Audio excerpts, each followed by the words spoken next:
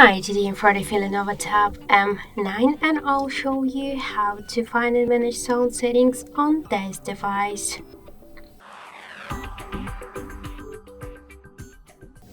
So first let's open the settings application, then tap to the sound section. Here you'll see media alarm and notification volume panels, and to change the volumes we should swipe to the left or to the right side these dots on each of the volume panel.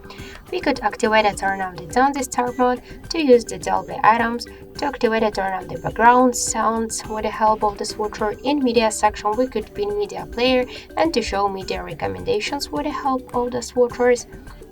Here we could also change default notification and alarm sounds, and to activate screen lock and lock sounds, touch vibration, and to use charging sounds and vibration.